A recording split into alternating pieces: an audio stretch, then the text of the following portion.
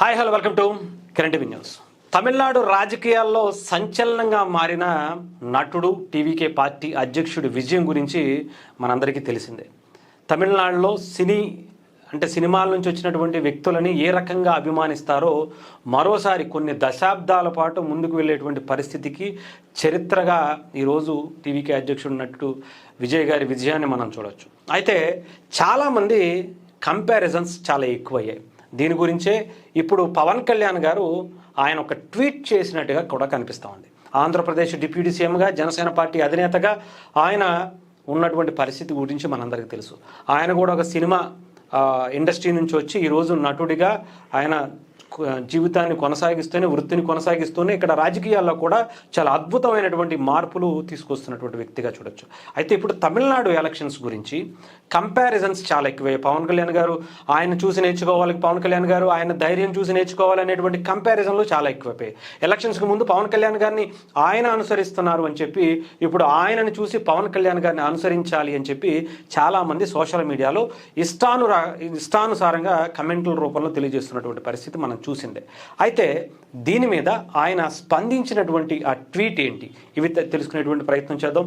మనందరికీ తెలుసు, చాలా రాష్ట్రాల్లో ఇప్పుడు ఎన్నికలు జరిగాయి. దాంట్లో పశ్చిమ బెంగాల్ గురించి, కేరళ గురించి, పుదుచ్చేరి గురించి, అస్సాం గురించి ఆయన క్లియర్గా ఎవరెవరైతే అక్కడ విజయాన్ని అందుకున్నారో, ముఖ్యంగా ఎన్డీఏ కూటమి తరపున బీజేపీ దాంట్లో ప్రధానంగా చూసుకుంటే పశ్చిమ బెంగాల్కి సంబంధించినటువంటి విజయాన్ని చాలా గొప్పగా ఆయన చెప్పడం జరిగింది.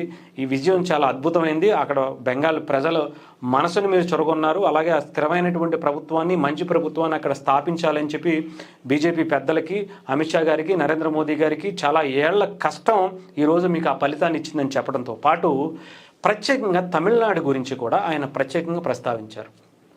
తమిళనాడు ప్రజలందరూ కూడా మార్పు కోరుకున్నారు, మార్పు అనేది తమిళ ప్రజలు కోరుకున్నారు కాబట్టి ఈరోజు చాలా క్లియర్గా టీవీకే విజయం సాధించింది. యువ కథానాయకుడు, నటుడు, టీవీకే పార్టీ అధ్యక్షుడు విజయ్ గారు పెట్టినటువంటి పార్టీకి అక్కడ ప్రజలందరూ కూడా మంచి విజయాన్ని అందించారు. సో అనతి కాలంలోనే చాలా క్లియర్గా మెన్షన్ చేశారు, అనతి కాలంలోనే ఇంత అద్భుతమైనటువంటి విజయాన్ని, అధికారం దశగా వెళ్ళేంత విజయాన్ని అందుకున్నటువంటి విజయ్ గారికి నా అభినందనలు అని తెలియజేస్తూ మిగతా అటు కేరళలో జరిగినటువంటి అక్కడ మార్పు ఏదైతే కాంగ్రెస్ పార్టీకి వచ్చిందో అక్కడ, అలాగే పుదుచ్చేరిలో గత ప్రభుత్వమే మళ్ళీ వచ్చింది కాబట్టి అక్కడ బీజేపీ ప్రభుత్వానికి, అలాగే అస్సాంలో అక్కడ సీఎంగా మరోసారి ప్రమాణ స్వీకారం చేయబోతున్నటువంటి హిమంత్ బిశ్వ శర్మ గారికి, వీళ్ళందరికీ కూడా చాలా క్లియర్గా చెప్పారు. అయితే దీంట్లో మనం ఎక్కువగా ఫోకస్ చేసేది అందరూ కూడా నటుడు విజయ్ గారికి, పవన్ కళ్యాణ్ గారికి కంపారిజన్లు ఎక్కువ అవుతున్నటువంటి ఈ టైంలో ఏం మాట్లాడారు, దీని మీద అందరూ కూడా ఆసక్తికరంగా ఎదురు చూస్తున్నారు. ఎందుకంటే పవన్ కళ్యాణ్ గారు ఆయన రాజకీయ పార్టీని ఎలాంటి పరిస్థితుల్లో ఇక్కడ ప్రకటించుకున్నారో, ఎలాంటి పరిస్థితుల్లో ఆయన రాజకీయాల్లోకి వచ్చి ఎన్ని ఇబ్బందులు పడ్డారో మనందరికీ తెలుసు. అలాగే తమిళనాడులో సినిమా ఇండస్ట్రీ నుంచి వచ్చినా కూడా ఆయన 1 ఇయర్లోనే చాలా మంచి రిజల్ట్ని, చెప్పాలంటే ఒక చరిత్రలో లిఖించేటువంటి విజయాన్ని టీవీకే అధ్యక్షుడు విజయ్ గారు కూడా అందుకున్నటువంటి పరిస్థితి కనిపించింది. బట్ వీళ్ళిద్దరికీ కంపేర్ చేయటం అనేది కరెక్ట్ కాదు. అదే నాకు తెలిసి పవన్ కళ్యాణ్ గారు అలాంటివి ఏమీ మనసులో పెట్టుకోకుండానే చాలా క్లియర్గా, చాలా హుందాగా నటుడు విజయ్ గారిని అభినందించినటువంటి పరిస్థితి కనిపించింది. అక్కడ ఉండేటువంటి ప్రజలు సమూలంగా మార్పు కోరుకున్నారు. అటు తమిళనాడు కావచ్చు, అక్కడ కేరళ కావచ్చు, అటు పశ్చిమ బెంగాల్కి సంబంధించినటువంటి ప్రజలు కూడా, 3 రాష్ట్రాల ప్రజలు చాలా క్లియర్గా మార్పు కోరుకున్నారు అనేది స్పష్టంగా తెలియజేస్తూ, కూటమి కూడా ముఖ్యంగా ఆయన కూటమిలో సభ్యుడు కాబట్టి కూటమికి సంబంధించి బీజేపీ ప్రధానంగా ఉంది కాబట్టి వాళ్ళని కూడా అభినందించారు.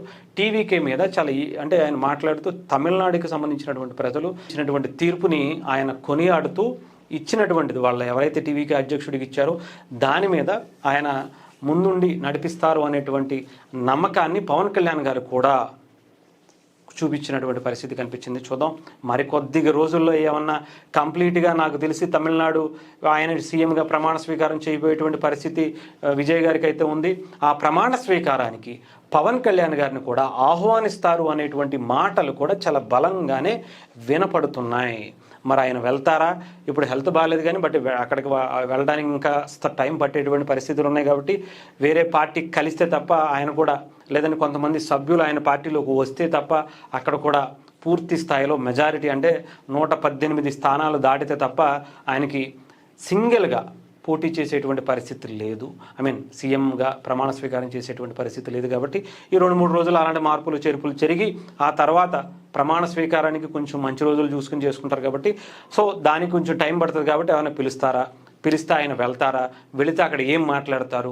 రీసెంట్గా ఈ మిగతా వాళ్ళందరూ కూడా జనసేనకి ఆయనకి కంపేర్ చేస్తూ చూసేటువంటి ఇవన్నీ కూడా ఏం జరగబోతుంది, ఏం చూసి నేర్చుకోవాలి, ఎలా ఆయన ఏ స్ట్రాటజీతో వెళ్ళారు, ఇవన్నీ కూడా ఏమన్నా తెలుసుకునేటువంటి ప్రయత్నం చేస్తారా, ఆయన దాని మీద స్పందిస్తారా?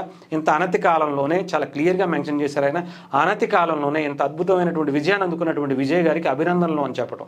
సో అలాంటి విజయాన్ని ఎందుకు అందుకోలేకపోయారనే దాని మీద ఏమన్నా క్లారిటీ ఇస్తారా అనేది కూడా అందరూ ఆసక్తికరంగా ఎదురు చూస్తున్నటువంటి పరిస్థితి అయితే ఉంది.